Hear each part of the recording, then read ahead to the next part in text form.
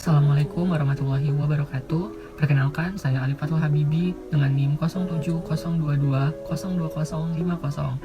Pada kesempatan kali ini, saya akan menyajikan mengenai planning and organizing pada salah satu daerah lingkungan tempat tinggal saya, yakni di lingkungan 12, Kelurahan Tanjung Rejo, Kecamatan Medan Sunggal, Kota Medan, Sumatera Utara. Adapun judul yang saya ambil adalah penerapan planning and organizing pada perusahaan UMKM yang ada di lingkungan 12 Kelurahan Tanjung Rejo, Kecamatan Medan Sunggal. Nah, apakah itu UMKM? UMKM merupakan usaha kecil mikro menengah dengan badan usaha yang dikategorikan masih terbilang kecil, dibangun oleh satu orang atau beberapa kelompok dengan kekayaan per tahun maksimal sebesar kurang lebih 600 juta di luar dari bangunan tempat mereka berusaha. Saat ini jumlah bisnis UMKM sangat banyak sekali dengan adanya dorongan oleh pemerintah karena UMKM merupakan salah satu keuntungan atau pemajuan ekonomi di Indonesia sebab antara lain modal yang kecil, pengeluaran yang minim, dan sangat dekat dengan kearifan lokal. Untuk menunjang kinerja UMKM, pemilik usaha harus memanfaatkan fungsi-fungsi manajemen yang ada. Salah satunya adalah penerapan POAC, Planning, Organizing, Executing, and Controlling. Sebagai prakteknya, di sini saya akan mencoba menjelaskan contoh penerapan POAC pada bisnis UMKM di daerah saya. Hal ini sangat penting diketahui untuk berwirausaha karena akan berdampak besar bagi kemajuan usaha tersebut. Tahap yang pertama adalah planning atau perencanaan. Penerapan fungsi POAC yang pertama adalah menyusun sejumlah perencanaan usaha, diambil kesepakatan melalui musyawarah dari seluruh lapisan manajemen yang ada. Planning awal yang akan disusun dan dirumuskan antara lain penentuan lokasi, distributor bahan baku, modal awal, strategi pemasaran, hingga penentuan target pasar. Dalam penentuan lokasi usaha, kita harus memilih lokasi usaha yang didasarkan pada prediksi dari potensi wilayah yang dipilih terhadap keadaan produk kita tersebut. Misalnya, kita ingin menjual parfum pakaian, maka lokasi penjualan itu setidaknya dekat dengan keramaian yang didominasi oleh anak muda. Maka lokasi yang pas antara lain misalnya di lingkungan kampus. Karena daerah tempat tinggal saya dekat dengan kampus Universitas Sumatera Utara, maka bisa saja para masyarakat yang tinggal di daerah sini dapat membangun usaha kecil menengah di daerah kampus dekat Universitas Sumatera Utara. Kemudian yang kedua adalah distributor bahan baku. Setelah penentuan lokasi, selanjutnya yaitu mencari pemasok atau distributor bahan baku untuk membuat parfum. Masih di bagian planning selanjutnya yaitu perencanaan produksi. Setelah lokasi usaha dan bahan baku ditentukan, maka proses produksi harus segera dijalankan.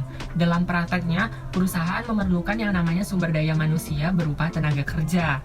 Tenaga kerja yang direkrut dipilih berdasarkan kesepakatan internal perusahaan, termasuk di dalamnya menentukan bagian-bagian yang mana saja yang membutuhkan tenaga kerja tersebut. Kemudian perawatan peralatan. Peralatan produksi yang tersedia tentu akan mengalami kerusakan ataupun jam maintenance berskala. Maka manajemen harus merujuk pada orang-orang atau sekelompok kerja yang diberi tugas memantau serta melakukan penyervisan terhadap peralatan tersebut. Nah, selanjutnya dalam tahap planning yang terakhir adalah tahap pemasaran. Dalam tahap pemasaran, tugas manajemen marketing antara lain adalah melakukan riset pasar, melakukan pemasaran, mendapatkan pelanggan pertama atau pelanggan setia, serta memantau para kompetitor usaha dalam pasar yang sama. Kita masuk ke bagian kedua yaitu pengorganisasian atau organizing. Pengertian organizing adalah struktur organisasi dalam sebuah badan usaha, di mana tiap-tiap struktur penempatan posisi diberikan tugas dan wewenang masing-masing yang bertujuan untuk mencapai visi dan misi usaha tersebut. Nah, dalam penyusunan struktur organisasi, manajer atau pemilik usaha itu harus menunjuk beberapa orang untuk mengkepalai setiap manajemen yang ada. Yang pertama adalah pemilik usaha. Mereka memutuskan dan menetapkan segala bentuk peraturan kebijakan tinggi yang berlaku di usaha tersebut. Kemudian, mereka bertanggung jawab terhadap segala bentuk kerugian maupun keuntungan yang diraih oleh usaha tersebut. Dan mereka juga harus mengembangkan segala bentuk sumber-sumber pendapatan dan pengeluaran dari kekayaan usaha tersebut. Yang kedua, ada bendahara. Tugas bendahara adalah mengelola seluruh kegiatan yang mencakup persoalan keuangan perusahaan. Kemudian, bendahara menginput pemasukan dan pengeluaran perusahaan pada tiap-tiap periode tertentu. Kemudian mereka juga membuat jurnal keuangan, laba, rugi, neraca, saldo, dan lainnya. Serta bendahara ditugaskan untuk menyusun budget perusahaan per periodenya. Kemudian ada tugas sekretaris. Sekretaris bertugas untuk menyusun segala jadwal rapat dan pertemuan kerjasama. Sekretaris juga mencatat hasil kesepakatan dan pengumpulan data segala elemen yang terkait dengan usaha tersebut. Kemudian ada divisi marketing. Divisi ini diberi tugas untuk melakukan setiap kegiatan yang bertema pemasaran, baik secara langsung maupun tidak langsung. Kemudian setelah tahap organizing ada tahap pelaksanaan atau actuating. Dalam proses pelaksanaan, segala yang tertera pada tahap perencanaan dan tugas-tugas pada struktur organisasi, pada praktik ini peran yang besar dipegang oleh pemilik usaha tersebut. Segala peraturan dan kendali perusahaan dipegang oleh pemilik. Dalam proses penjalanan usaha, dibuatlah beberapa peraturan yang harus dipatuhi sebagai sistem operasi prosedur atau SOP bisnis. Misalkan ada aturan setiap orang yang bekerja di sini harus saling menghormati satu sama lain. Dan yang terakhir adalah pengendalian atau controlling. Dalam penerapan POAC pada perusahaan UMKM yang terakhir yaitu controlling. Pengertian controlling adalah serangkaian kegiatan yang dilakukan kepala manajemen tiap spesi dalam pengendalian segala kegiatan yang berlangsung. Setiap kegiatan yang dilakukan tidak sepenuhnya dikontrol oleh kepala, namun tetap kembali pada para pekerja itu sendiri sebagai tenaga kerja sumber daya manusia yang mengoperasikannya.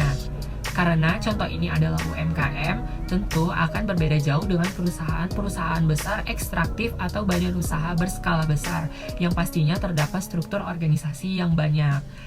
Dengan digalakkannya program pembangunan dan pengembangan UMKM yang ada di Indonesia, semoga diharapkan dapat membantu meningkatkan perekonomian yang ada di Indonesia. Pemerintah telah bekerja sama dengan Kementerian Keuangan melalui Direktorat Jenderal Pajak untuk mengembangkan bisnis-bisnis UMKM yang ada di sekitar kantor Direktorat Jenderal Pajak. Diharapkan para seluruh masyarakat dapat berperan aktif dalam mengembangkan bisnis-bisnis. Tentunya hal ini dapat meningkatkan perekonomian serta meningkatkan taraf kualitas hidup mereka, serta untuk mengurangi tingkat pengangguran yang ada di Indonesia itu sendiri. Nah, itulah tadi contoh penerapan POAC pada perusahaan UMKM, usaha mikro kecil menengah.